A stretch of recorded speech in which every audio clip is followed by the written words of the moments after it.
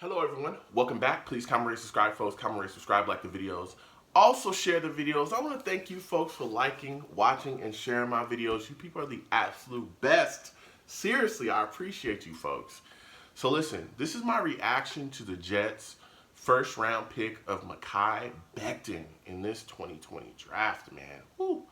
Listen, the board started off kind of odd. You know what I'm saying? Like there were some things that people thought was going to happen that did not happen.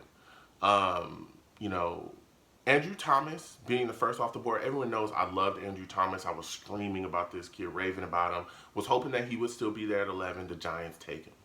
Okay, understandable. You know, I understand why the Giants didn't pass on that prospect, to each his own. Then you had, you know, the other tackle Wills go off the board. So you're like, whoa, okay, he's going off the board. And then the picks just kept coming. And then I'm starting to see, as I'm watching this, I'm seeing Tristan Wirfs and Mekhi Becton just keep sliding. And then before you know it, boom, we're sitting at 11, and Wirfs and Becton are sitting right there. And I'm saying, whoa. I'm saying, whoa. Like, how this played out in our favor so much, because I remember pre-draft, we were talking, you know, maybe at best one of the tackles would be there. I talked about, you know, the possibility of no tackles being there and us really, you know, being out on our butts and having to scramble for something, you know what I'm saying, or make a trade, you know, Trent Williams making a trade for that to really solidify that spot instead of, you know, going with a young tackle in this draft. And so having things play out the way it did, I was pleasantly surprised. I really, really was. So I'm looking around and I'm going, okay, Jets in on the board. Boom. The clock just starts ticking. And I'm like, okay.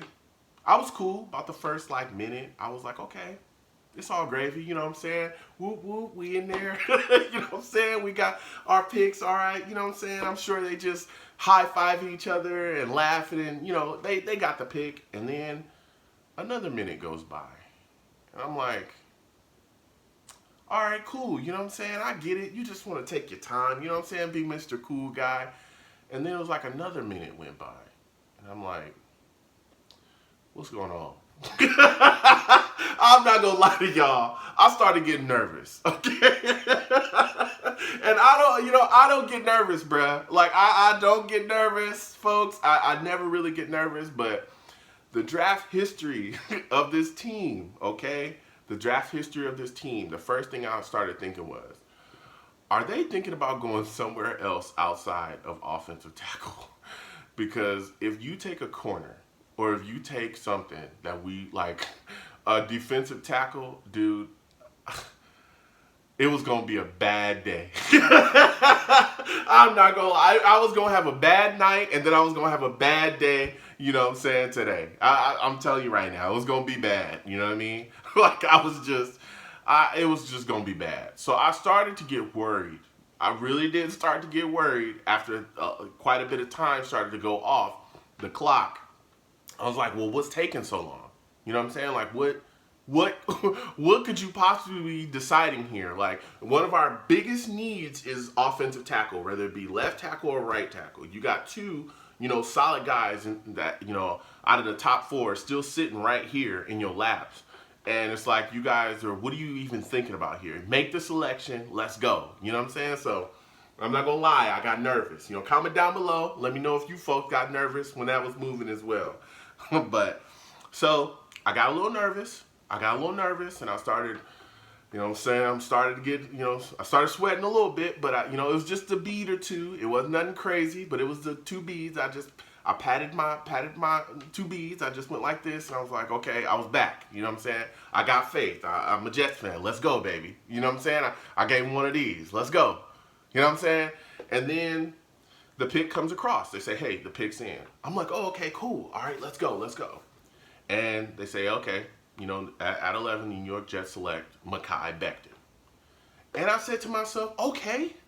Immediately, I said, okay, I like that. I said, okay, I like that. But my second thought was, I was a little shocked, just a little bit, that they went Becton over Wars. I was just a little shocked. And I know that there was a lot of other Jets fans, you know, on social media that hit me up as well, various platforms that were saying that they wanted Wars. And, you know, they were kind of shocked as well that we took Becton over Wars.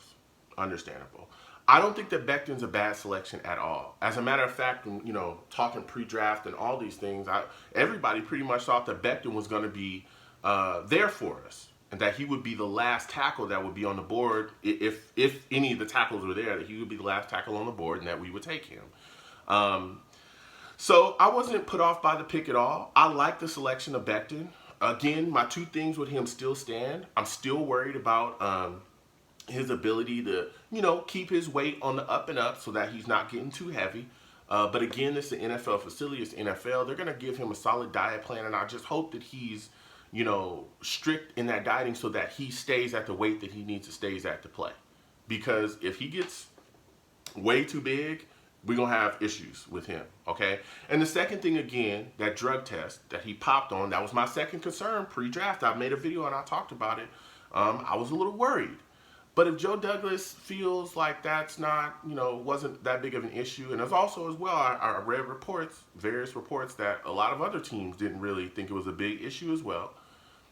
Okay, you know what I'm saying? If he popped on a drug test for something that really, whatever it was, and it's not really a big deal, okay. If you feel comfortable with that, hey, Joe Douglas is putting his name on it. But outside of that stuff, I think the kid has talent. Like, he's not, I don't think he's bad at all. This guy, he's a mauler. And I mean, he's gritty. He's a finisher. He will pancake you. I know a lot of people kind of look at his technique from time to time and are saying that he's a little sloppy at times, and that he can get away with stuff because he's just big. He's so huge. He's massive, dude. He is massive. That dude's literally a mountain. And they say that, you know, in college, yeah, he's a mountain, but when you get in here in the NFL, you're going to have to be a little bit better and more sound in your technique. And I understand those takes as well. You know, I'm not pushing those takes out the door. I'm not saying, hey, you're wrong. I get those takes as well. But at the same time, at this NFL level, he's going to get a certain type of coaching. And our offensive line coach is going to be able to come in and hopefully work with him and kind of clean up some things. And I think that every player pretty much coming out of college has something that they need to work on. You know what I'm saying? So generally, especially offensive linemen, whether it be tackles, guards, all of them, you know, can get better or become more refined in their technique. So that's fine. But man, I like the selection and I like the pick. I was just really nervous, and I'm glad that we didn't take a defensive tackle. You know what I'm saying? Or something it was like that would just leave your head spinning. I'm really glad that we really addressed a need along the offensive line and really tried to, you know, put something in place to help protect Sam. Now, again, there's still other needs along the line, and, you know, the second round's coming up, and we'll figure out what we're going to do as we continue to go forward. But to me, I think the Jets, you know, made a solid selection here. I know a lot of people were talking about his boom or bust factor being really high as well. Like, you know, because he's got a really high ceiling. But a lot of people are saying if he don't work out, then he's really not going to be good. So, you know, I get that as well, but I mean, I think the kid's going to be decent. I think he's going to be decent, and, you know, I can't wait to really see him out there. You know, dude, they're going to have to get him.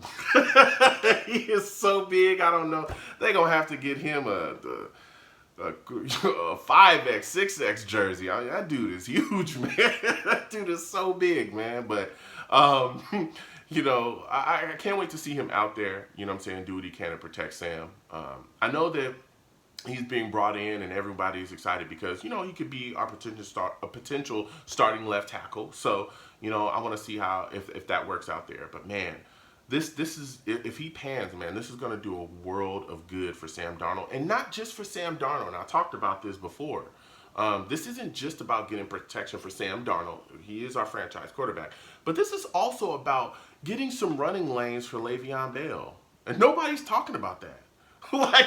like almost at all. Like, no one's talking about that. And I've been saying, listen, we were talking about Le'Veon Bell and the impact that he could possibly have on us offensively last year. You know, our fans were raving for him. When Mike McCagnon was able to sign him officially and get him in the door, dude, it was like, oh God, he's a generational talent. He's gonna turn this team around. He's the best player, offensively we had since Curtis Martin and so on and so forth.